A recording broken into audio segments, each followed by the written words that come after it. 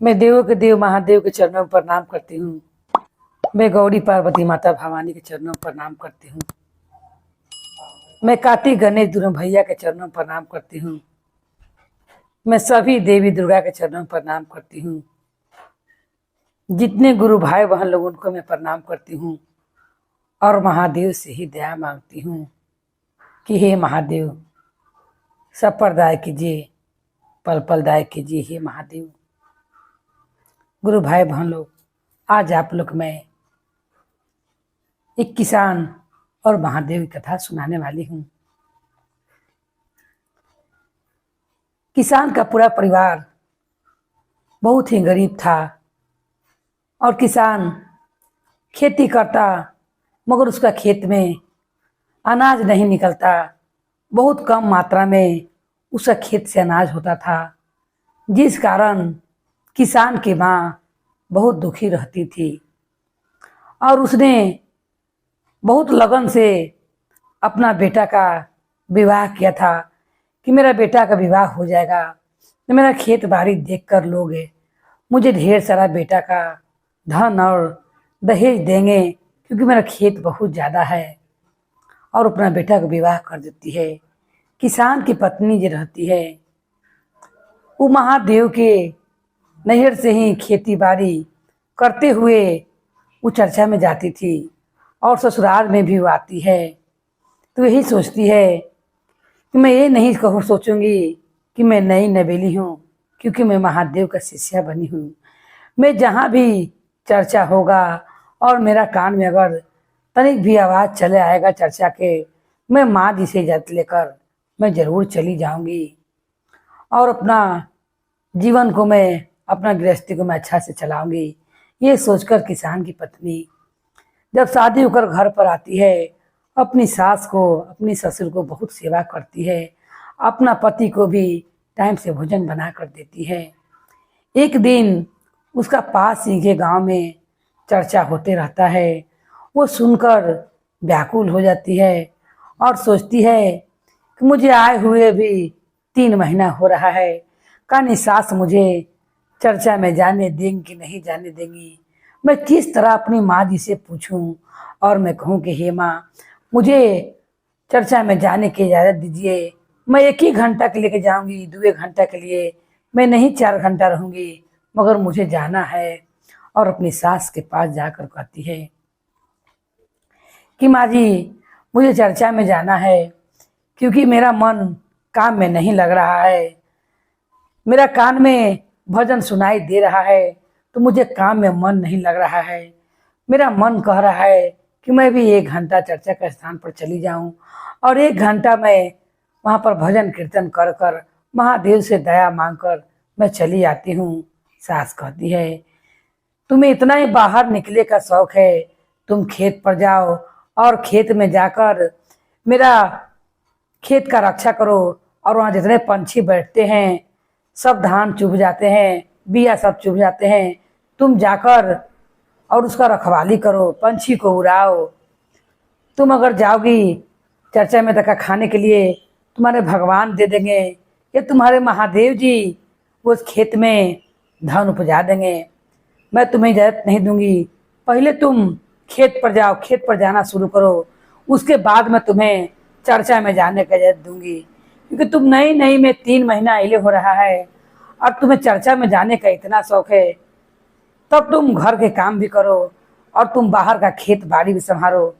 जब तुम बाहर खेत में जाने लगोगी तब चर्चा में भी चली जाना। यह सोचकर बहू सोचती है कि अगर मुझे चर्चा में जाना है तो माँ जी के बात जरूर मानने पड़ेगा और मुझे जाकर पंछी लोग के खेत पर खड़ा होकर उड़ाना पड़ेगा।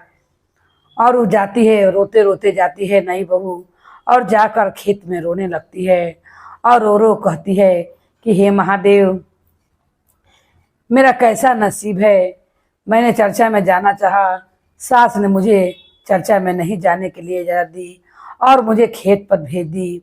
उतने में माता पार्वती महादेव से कहती हैं कि हे महादेव, इन नई नवेली दुल्हन का रोया हुआ मुझे अच्छा नहीं लग रहा है। 6 महीना भी नहीं हुआ है और इसकी सास इसको खेत में भेज दिए पंछी हाँकने के लिए। वो किसके कारण? आपके कारण हे महादेव, क्योंकि वो चर्चा में जाना चाहती थी।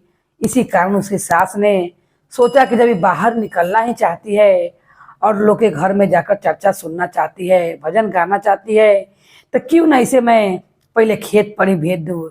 हे महादेव चलिए और चल के उसे चुप कराइए।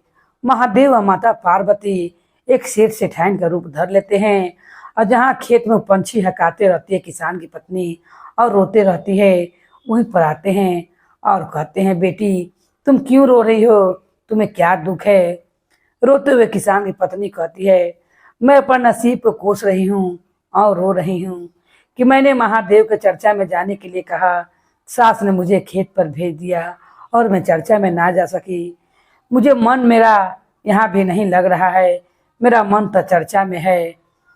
महादेव माता पार्वती कहते हैं कि तुम चर्चा में चली जाओ, मैं तुम्हें धन देता हूँ। एक थैला भरा सिक्का महादेव देते हैं और कहते इसे लेकर जाओ, जब चर्चा में से जाना तो अपना सास को दे देना, वे देखकर खुश हो जाएगी और तुम्हें कुछ नहीं बोलेगी। किसान की पत्नी कहती है, अगर मैं चर्चा में चली जाऊंगी, खेत को छोड़कर सारा पंछी दाना चुग जाएंगे और फिर मेरी सास मुझे बहुत बात बोलेंगी और अगला बार से मुझे चर्चा में भी नहीं जाने देंगी।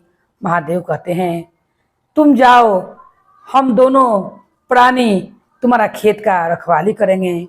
और देखिए गुरु भाई बहन लोग, महादेव माता पार्वती ने सच्चे मन से उसको चर्चा में जाने का लगन था, उसका वहीं पर ध्यान था, तो स्वयं माता पार्वती और महादेव ने उसका काम को अपने सिरे ले लिया और जाकर खेत में रक्षा करने लगे और पंछी को हाँकने लगे। उतने में चर्चा सुनकर जब चर्चा खत्म होता है, सोना से भरा सिक्का का थैला लेकर घरे आती है। सास ये देखकर खुश हो जाती है और कहती है कि तुम्हारे हाथ में धन कहाँ से आया है और तुमने धन कहाँ से प्राप्त किया है। बहुत सारा बात बताती है कि मैं जब रो रही थी खेत में, तब वहाँ पर एक सेठ जी एक सेठाइन आए और उन्होंने मुझे धन दिया और उन्होंने मेरे खेत के रखवाले उन्होंने किया है।